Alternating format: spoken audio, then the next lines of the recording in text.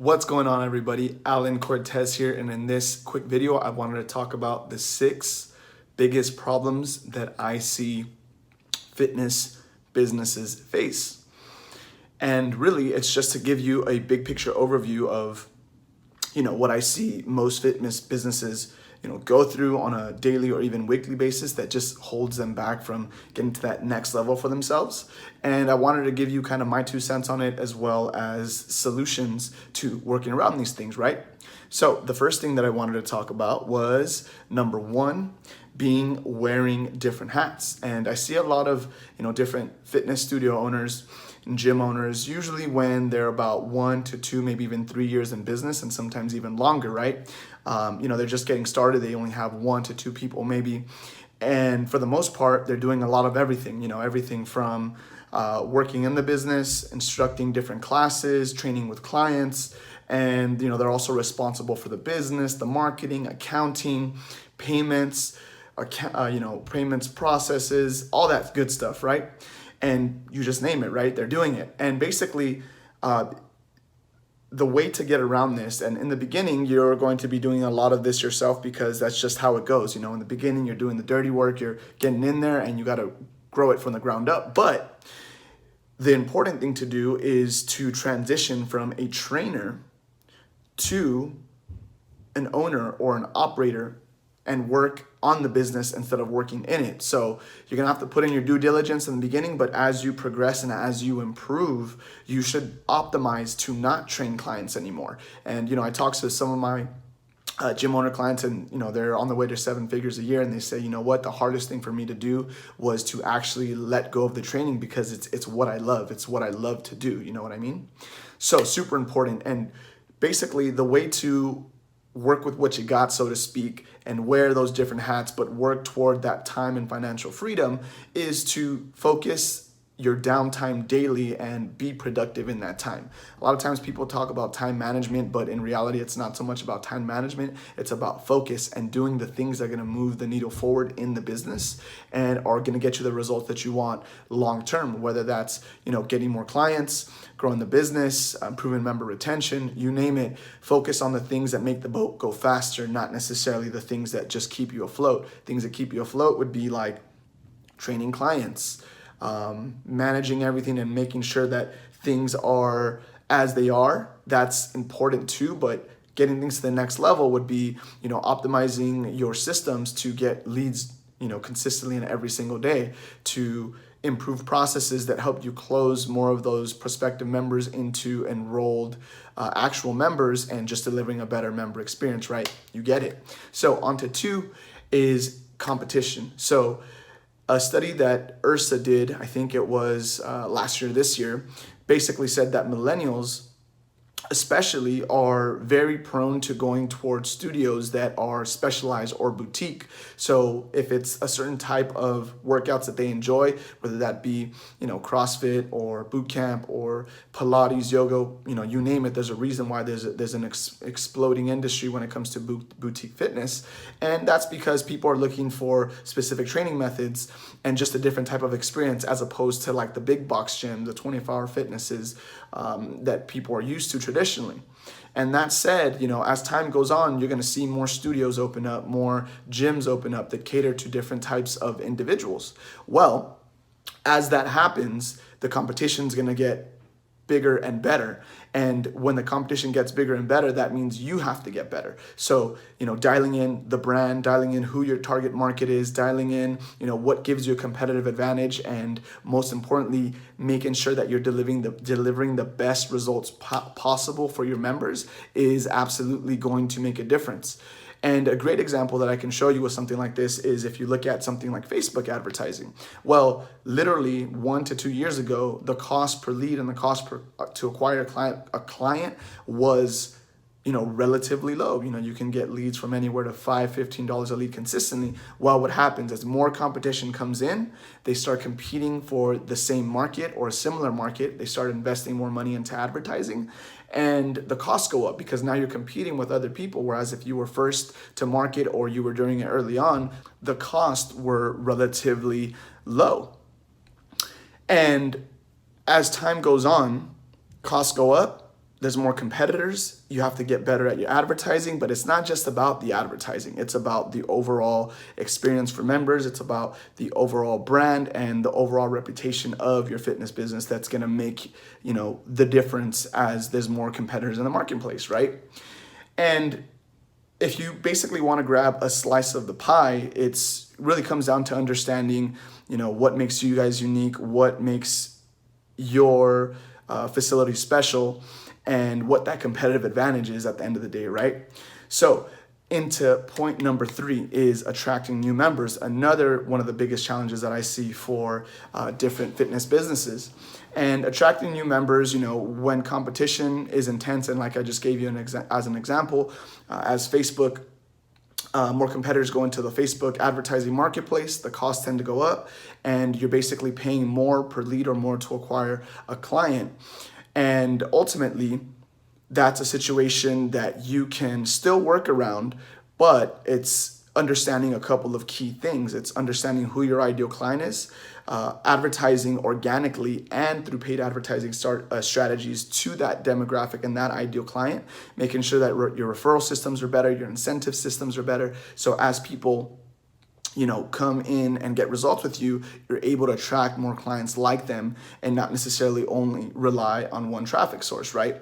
So how would you stand out in a competitive market when it comes to attracting new members? And I just touched on 2 points, but the ultimate thing is making sure that you're getting your members the best results and that they're getting the best experience, because the best advertising you can ever do is to get people really good results, and people will talk. People know people, they hear about your gym, they know that they've gotten awesome results there. And if you focus on making the member experience better, at the same time getting them better results, the marketing becomes easier, and that in itself can become a competitive advantage, right?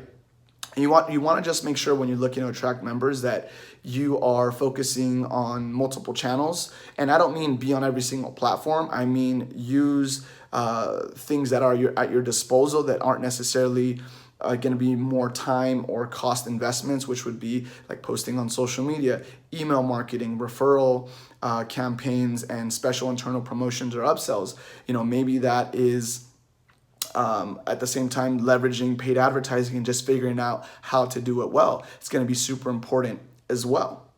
So with that said, if people don't know that your fitness business exists, that is also going to be a problem long term. So it's good to leverage the systems that you have with marketing, but at the same time, if you're not doing any marketing at all, over time, that's when you get those fluctuations that you hear about. When people are saying, hey, it's really good in January, then it slows down, then it goes back up, then it slows down toward the end of the year. So you ultimately want to optimize your fitness business to produce 2, 3, 4 leads a day consistently, and always basically have an appointment generating machine that then enables you to hire that salesperson, that member relations individual, and more training and more, and improve your training, get more staff. That comes from the front end of getting more people in front of you on a consistent basis, right? So with that said, the next important thing and a good transition is member retention. So super important. It's easier to keep a current member than it is to keep acquiring new members and turning them over every single month, because then at the same time, if you have good marketing but your members aren't sticking around long enough, then you still can break even, right? There's a piece of the business system that is broken, and you want to work around that. So with member retention, I think that I saw a study that IHRSA did that said the average annual attrition for a fitness business was around like 23% or something like that. So basically that means that roughly, or I think like 30%, so roughly 70% of members will stay with you for a whole year, right? So rough numbers there, but you get the idea. And from the member experience standpoint, it's not just about, hey, you enrolled, you signed up, here's your workout plan, here are the classes, here's a schedule, good luck, try to figure it out. A super important thing with that is, definitely making sure that you not only get that member to sign up, but that you facilitate their transformation and their progress throughout, start to finish when they're working with you. And that's going to be things like making sure that they're introduced and integrated into the community so that they don't feel secluded, making sure that they utilize all the different services and things that you have to offer as a new member, and really just looking into the onboarding process, right? That's going to be super important as well. And at the end of the day, don't just, onboard them either. You want to keep engaging with them. You want to maybe create a community for them, whether that's a Facebook group or some kind of online chat platform where everybody can talk and communicate. And just make sure that, as people win, they post their results, they post their wins, and that encourages people to keep going on their journey and to do better, right? Another piece is, facilitating people making friendships in your facility. So this is especially true with group fitness and group training, which most fitness businesses that I see have some sort of group training integrated. That's going to be important because when you're doing that, a lot of times the first time that somebody makes a connection with somebody or somebody makes a friend from personal experience, that's gonna, usually correlate to them staying longer because they built bonds and they built relationships. And the best way that I can explain this to you is through my personal experience. So back in the day, I went to UC San Diego and I was the president of my fraternity for 2 years. Well, when I first got started, we weren't the best fraternity. We were actually second to last, and give it a 2-3 years after that, after everybody put in the work, we became the #1 fraternity on campus, best in grades, best in membership, best in community service, all that good stuff. And a lot of times when we were doing the recruitment back then, it's not just about what we offer, like here are the features that you get in joining with us, because everybody else has the same features. It was about facilitating the experience for potential recruitment, or facilitating the recruitment effort so that prospective members would have the ability to basically form relationships with the first 1 to 2, 3 guys they would meet through common interest. And when we did this, the irony was because they had built a relationship first at this recruitment event, as opposed to 13 other fraternities on campus, they stuck around with us. They stuck around with us because they had that initial bond, and that could translate back into your fitness business, right? Same concept, except it's not a fraternity. Actually, if you have a really good community and you have a really good facility, maybe it is like a fraternity or a sorority, right? Who knows? That's what we want to optimize for, a brotherhood. And on to number 5 is knowing your numbers. You have to know your numbers, because if you don't know what your marketing numbers are, if you don't know what your cost per lead is, you don't know what your cost to acquire a client is, you don't know your conversion from scheduled appointments to actual enrolled members, you don't know your attrition rate, you don't know the numbers that tell you true north and the health of your business, you don't know what to optimize for, and you don't know what's going wrong. So you might say, hey, at the end of the day, we need new members. We need 20, 30 new members to stay profitable. Well, what are your numbers like? Where are your members coming from now? What's the conversion like from prospective member to actual paying client?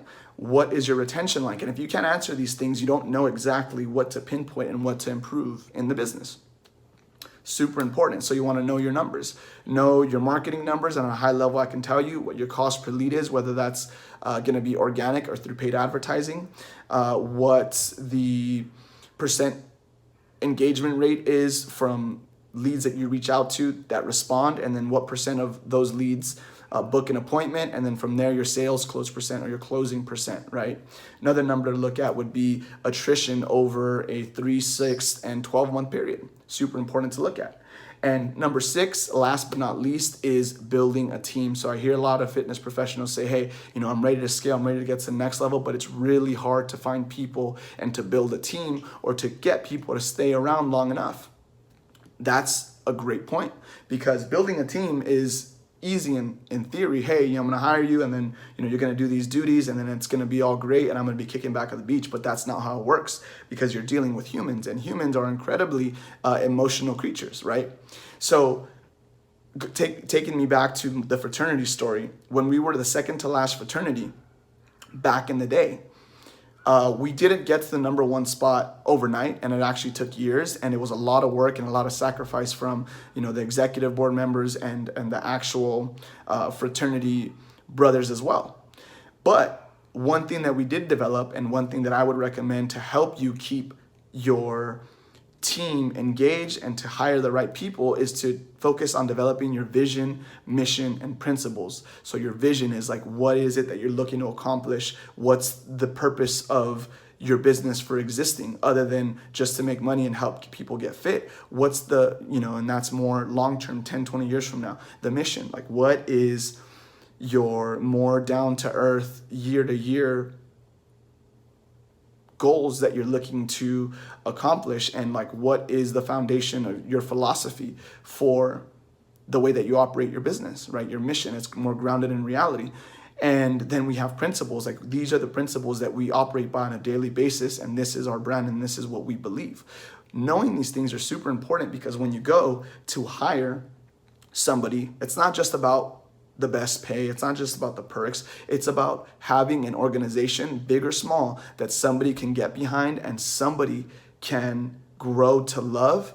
And when it gets tough, and when things aren't easy, and when you got to put in overtime, you remember those vision, mission, and principles, and so does your team, and it empowers them to perform at their best.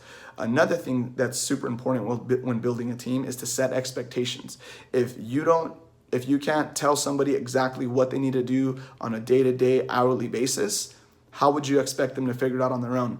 And that comes with, the high level word used everywhere these days online is systemizing your business. Well, systemizing your business is super important, and it's going to play a role when you build a team, because if somebody is hired for a general manager position, but they don't know what the heck they should be doing on a daily basis, it's like, okay, make sure people are doing this thing here, make sure these guys are over here, make sure the trainers aren't slacking, make sure that you're greeting members. Okay, well, they're doing that, but what else? Like, give me a specific day-to-day operations manual and weekly manual, and what I should be doing to perform at my best. Because if you can't give them that, then you can't hold them accountable for the good and the bad things that they do. It's just like, hey, you're not performing well. Well, why?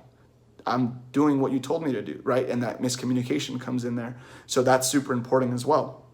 So that's what I really wanted to talk about, the 6 biggest challenges that I see fitness businesses face in 2019, and not just in 2019. It's a reoccurring thing that I see, right? Even 3 years back. So if you enjoyed this training, go ahead and comment below what you liked the most about it, and what maybe some struggles that you're facing and how you plan to overcome them. Would love to hear more of your feedback. And in case you are interested in really figuring out a way to grow and scale your fitness business past 6 figures, and beyond, I do offer a 6-week mentorship program that is really revolved around simplifying the marketing for your fitness business, differentiating yourself from the competition, and leveraging organic and paid advertising strategies on a day-to-day basis that is going to enable you to, generate 3 to 5 new members per week, and have an appointment generating machine for you 24/7, 365. Really focus on improving your sales process, your member retention, and really just systemizing your fitness business to optimize for you to work on the business instead of in it, and just have that time and financial freedom. So if you're interested in learning more, feel free to reach out. We can chat, see if there's synergy, and I just want to learn more about what you got going on, right? So that's it for this training. Alan Cortez here. I will talk to you guys in the next video.